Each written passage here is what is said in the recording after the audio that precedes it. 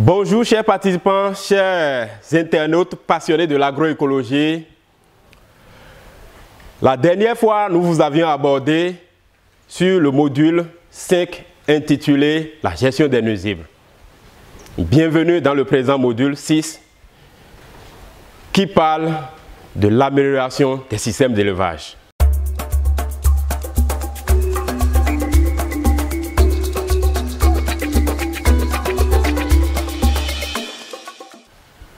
Selon vous, comment nous pouvons améliorer les systèmes d'élevage? Nous savons tous que nos animaux ont des besoins alimentaires. De là, je m'en vais vous définir le fourrage que nous servons comme complément alimentaire en dehors de la provende.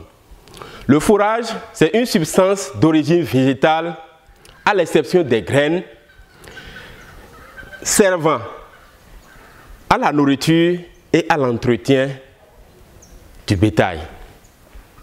Quelles sont les parties des plantes que nous pouvons utiliser pour nourrir nos bêtes? Nous pouvons utiliser la plante entière, nous pouvons utiliser les feuilles, nous pouvons utiliser les tiges, nous pouvons utiliser les racines, mais sous forme sèche ou humide. Comment pouvons-nous produire le fourrage? La production du fourrage consiste à introduire dans un système de culture des espèces à vocation fourragère afin de rendre disponible l'aliment pour le bétail. Qu'il vous souvienne, nous avions dit dans les modules précédents, nous vous avions parlé des changements climatiques. Pour les effets du changement climatique que nous enregistrons, il y a la sécheresse prolongée qui est là. Donc nos bétails, nos bêtes souffrent de l'alimentation pendant la période de sécheresse. Alors, quelles sont les espèces fourragères que nous pouvons utiliser pour alimenter les bêtes? Je peux citer deux catégories. Il s'agit des légumineuses herbacées, par exemple le niébé fourragère. On peut avoir aussi les légumineuses arbustives ou bien arborées. Je vais parler du pois d'Angole, Cardianus candia, du Gryricedia, Sepium Gryricedia, de l'Eusebia leucocephara et de l'Acacia albida. Chers passionnés, en dehors de la production du fourrage, quelles sont les techniques que nous pouvons utiliser pour conserver le fourrage afin de les rendre disponibles pendant la période de pénurie? Nous pouvons conserver les fourrages par la technique de l'ensilage, par la technique de fanaison. Qu'est-ce que l'ensilage? L'ensilage, c'est un processus de fermentation qui consiste à conserver le fourrage à l'état humide sans l'air. Pour le faire, nous devons creuser une fosse.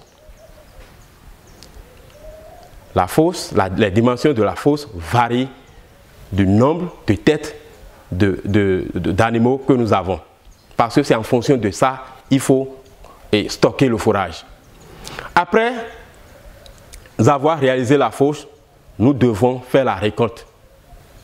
La récolte se fait à l'étape début floraison. Et après avoir récolté, il faut sécher par exemple les légumineuses pendant 2 jours. Le séchage se fait à l'air libre. Les graminées pendant 2 à 3 jours et le mélange de graminées légumineuses 2 à 3 jours. Après ce séchage, nous pouvons commencer par disposer les couches dans la fosse que nous avions réalisée. Et quels sont les éléments conservateurs? Les éléments conservateurs sont le sel de cuisine et la cendre. Alors, par ailleurs, je vais vous parler également de l'élevage traditionnel amélioré. Quand on parle de l'élevage traditionnel amélioré, ça fait recours à nos poulets locaux. Et nous savons que pour rendre disponible l'aliment ou bien pour rentabiliser l'élevage, nous avons besoin des éléments locaux, des ingrédients locaux pour pouvoir composer la provende. Ces ingrédients locaux sont mobilisés et dans l'ensemble, nous avons les constituants majeurs, les constituants mineurs, les oligo-éléments et les vitamines et les additifs. Nous ne pouvons pas tout détailler parce que les détails sont plus clairs dans le guide des TIA. Alors, ces animaux étant élevés en stabilisation libre sont attaqués par certains ravageurs. Nous avons le renard par exemple, nous avons l'épervier par exemple qui les attrape, nous avons le serpent qui les mord par moment. Il est préférable d'envisager un élevage en semi-castration ou bien en castration si on a les moyens.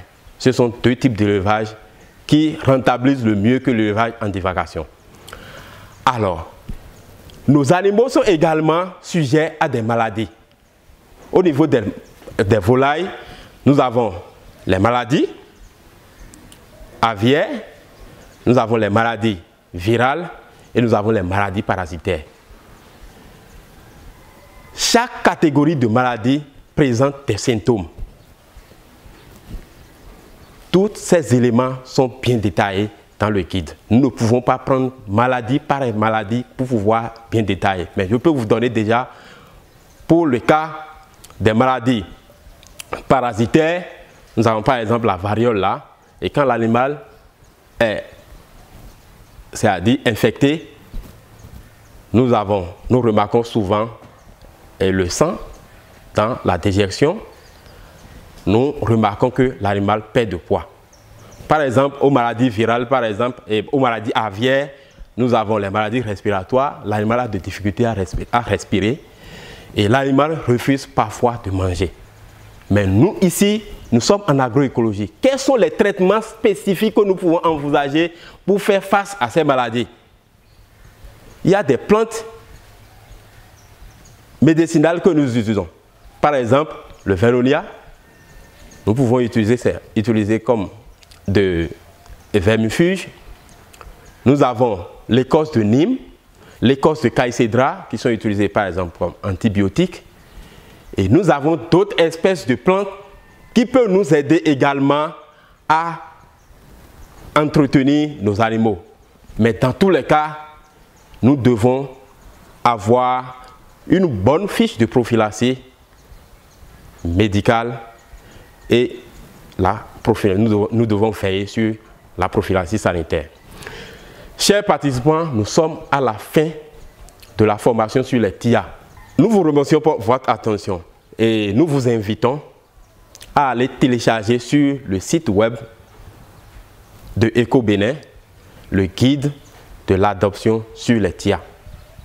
À très bientôt.